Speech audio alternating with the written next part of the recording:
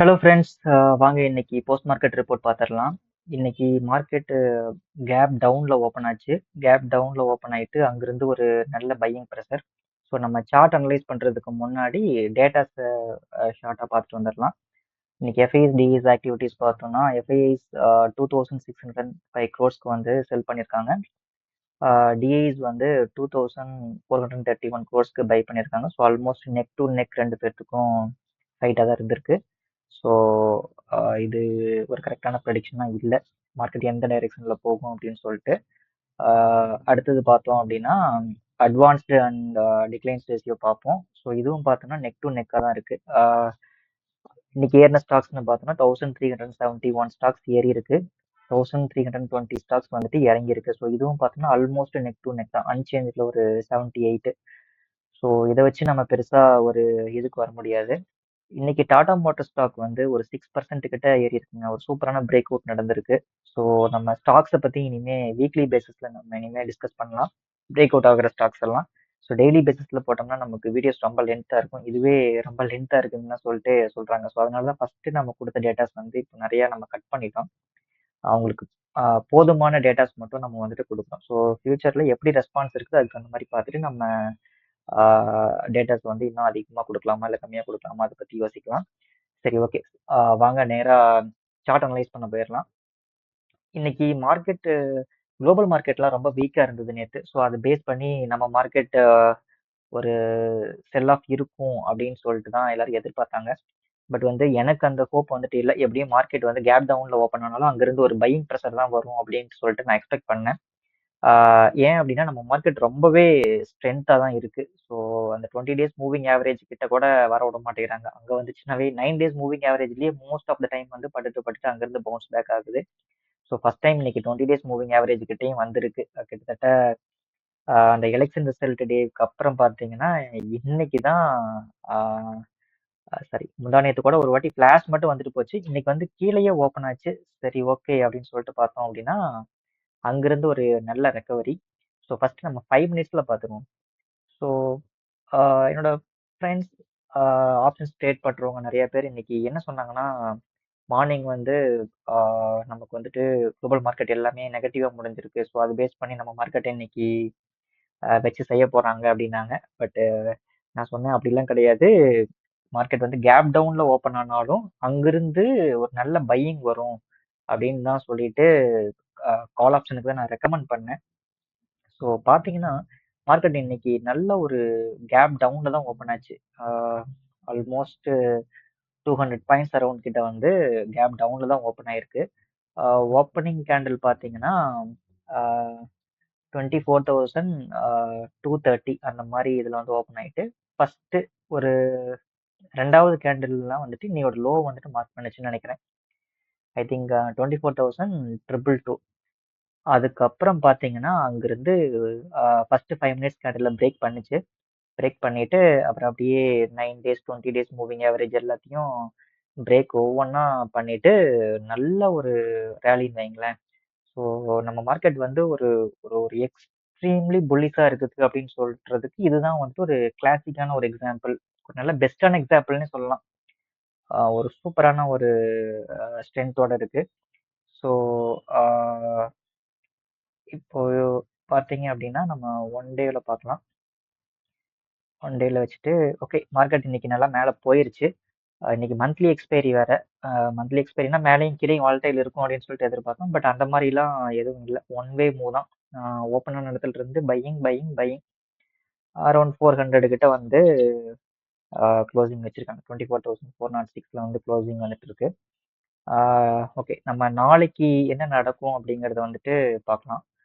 So இன்னையோட ஹையையும் லோவையும் mark பண்ணிக்கோங்க. இன்னையோட ஹை பார்த்தீங்கன்னா 24 ஐ திங்க் 426. இது வந்து இன்னையோட ஹை. இன்கேஸ் இந்த 24,426 வந்து அப்சைடு பிரேக் பண்ணுது அப்படிங்கிற சுச்சுவேஷன்ல அடுத்த இது வந்து பார்த்தீங்கன்னா நேத்தோட ஹை இருக்கு இல்லையா, ஸோ அதுதான் வந்துட்டு அடுத்த ரெசிஸ்டன்ஸாக இருக்கும். அது எங்கே இருக்குது அப்படின்ட்டு பார்த்தீங்கன்னா அரௌண்ட் 24,506 506 ஆர் 505 சாரி 504 24,504ல வந்துட்டு அடுத்த ரெசிஸ்டன்ஸ் இருக்கு. ஸோ இன்கேஸ் இதை உடைக்குது அப்படிங்கிறப்போ 500 வரைக்கும் போகும். ஸோ இதையும் உடைக்குது அப்படிங்கிற சுச்சுவேஷன்ல உங்களுக்கு எங்க போகும் அப்படின்னா இந்த இடம் இருக்கு இல்லையா, 24,595. ஸோ இந்த இடத்துக்கு வந்துட்டு மூணாவது ரெசிஸ்டன்ஸ் வந்துட்டு இருக்கும். ஸோ இதையும் பிரேக் பண்ணுது அப்படிங்கிற சுச்சுவேஷன்ல இங்க வரைக்கும் போகும் 662 அடுத்த ரெசிஸ்டன்ஸ். ஸோ இதையும் பிரேக் பண்ணுச்சுன்னா ஆல் டைம் ஹை வரைக்கும் போறதுக்கான வாய்ப்பு இருக்கு. நாளைக்கு வந்துட்டு நெக்ஸ்ட் மந்த், அதாவது ஆகஸ்ட் மந்தோட first day series, August month சீரீஸோட ஃபர்ஸ்ட் டே வந்துட்டு நாளைக்கு ஸ்டார்ட் ஆகுது. ஸோ அடுத்த ஒரு 1 வீக் வரைக்கும் மார்க்கெட் வந்து கொஞ்சம் எனக்கு தெரிஞ்சு மொமெண்டம் கம்மியா இருந்து, அதுக்கப்புறம் நமக்கு வந்து ஆட்டோ சேல்ஸ் டேட்டா வந்துடும், ஜிஎஸ்டி கலெக்ஷன் டேட்டா வந்துடும்.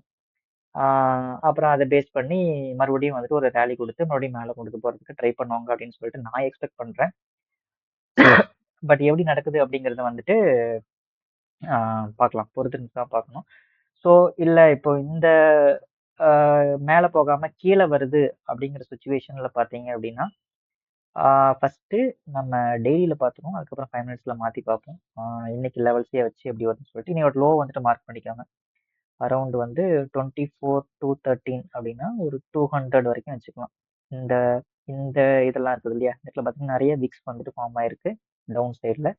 ஸோ இது வரைக்குமே வர்றதுக்கான பாசிபிலிட்டிஸ் வந்துட்டு இருக்கு. ஐ திங்க் 24,209ல இருந்து கிட்டத்தட்ட இது வந்து ஒரு ஜோன் மாதிரி ஃபார்ம் ஆகும். ஏன்னா நிறைய விக்ஸ் வந்துட்டு இருக்கிறதுனால கரெக்டாக நம்ம வந்து பிடிக்கிறது வந்துட்டு கஷ்டம்.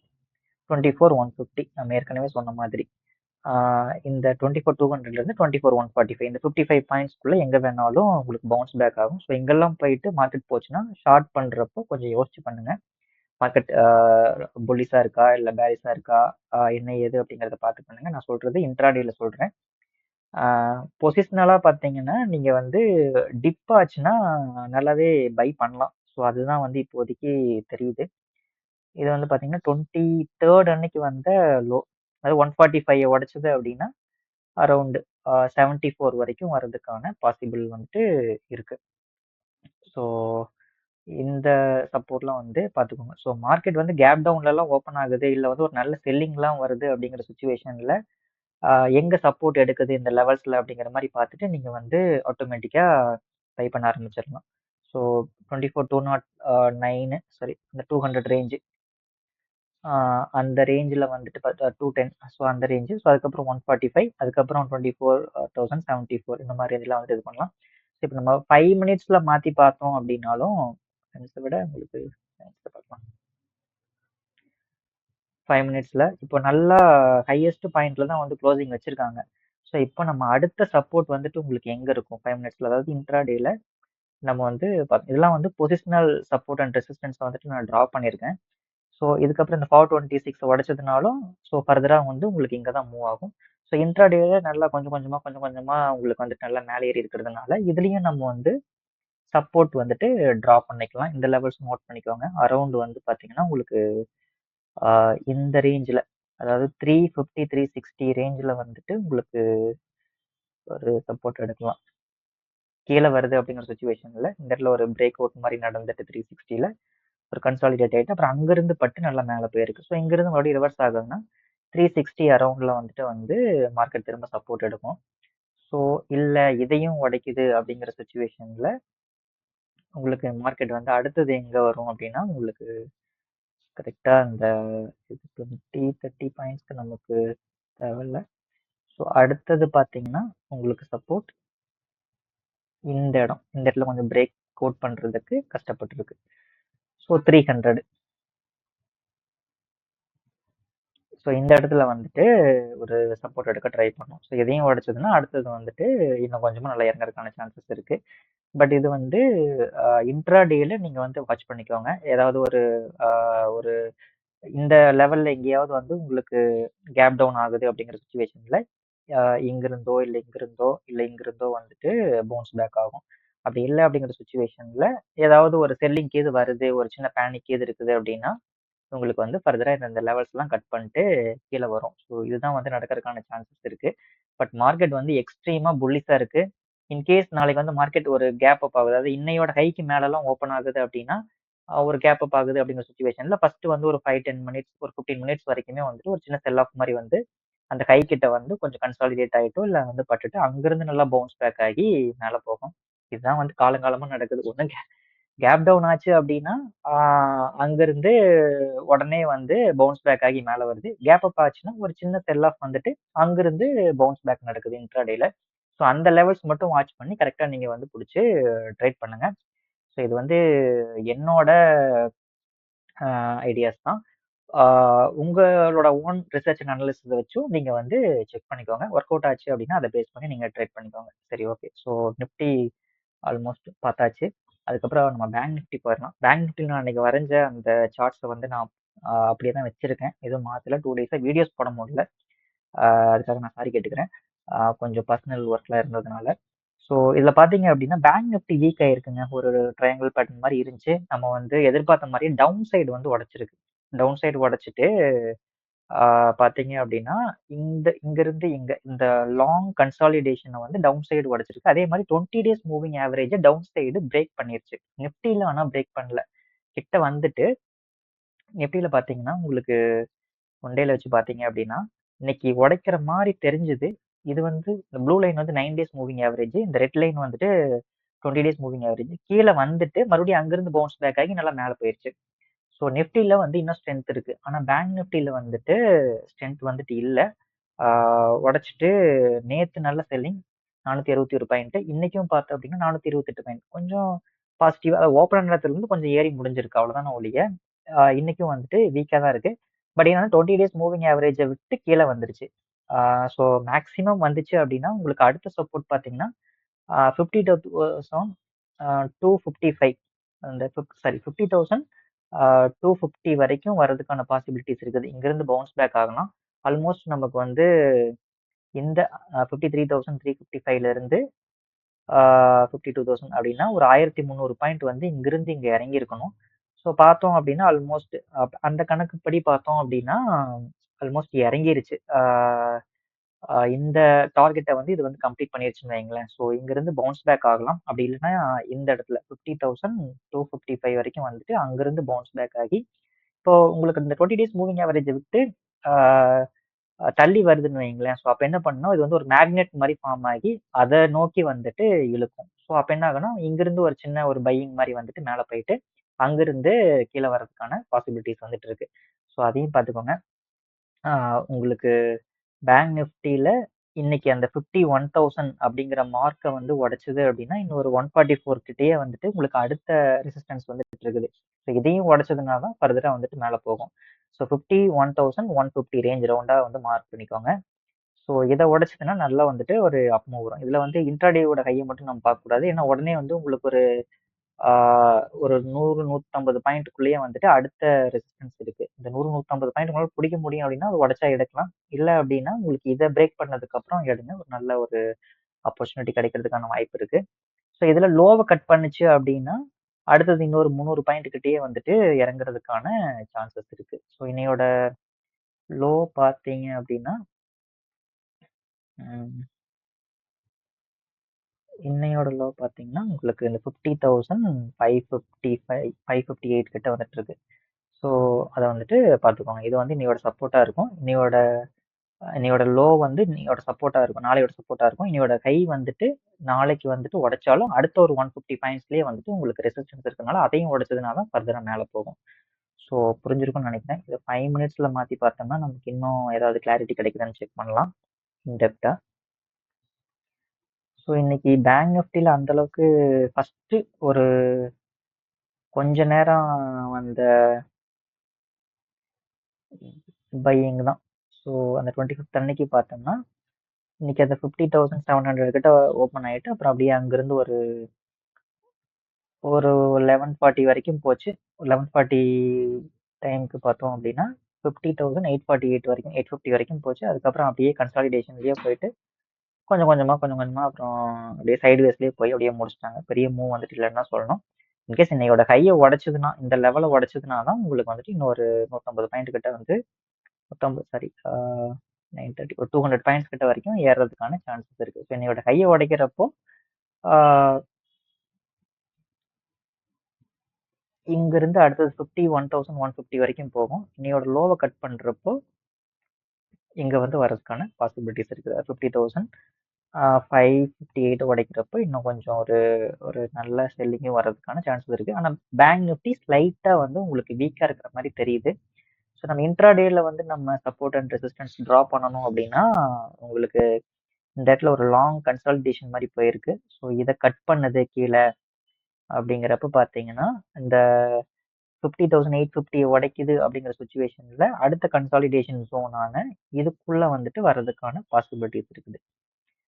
அந்த ஒரு எவ்ரி 100 பாயிண்ட்ஸ்குள்ளேயே வந்துட்டு அடுத்த ஒரு கன்சாலிடேஷன் ஜோன் இருக்கு. ஸோ இதை உடைச்சதுன்னா அடுத்தது இங்க வரும். இதையும் உடைச்சதுன்னா உங்களுக்கு வந்துட்டு இந்த இடத்துல வந்துட்டு ஒரு சப்போர்ட் பாயிண்ட் மாதிரி இருக்கு. ஸோ அந்த லெவல்ஸ்லாம் நோட் பண்ணிக்கோங்க. நோட் பண்ணிக்கிட்டு நாளைக்கு வந்து அதுக்கு தகுந்த மாதிரி ட்ரேட் பண்ணுங்க.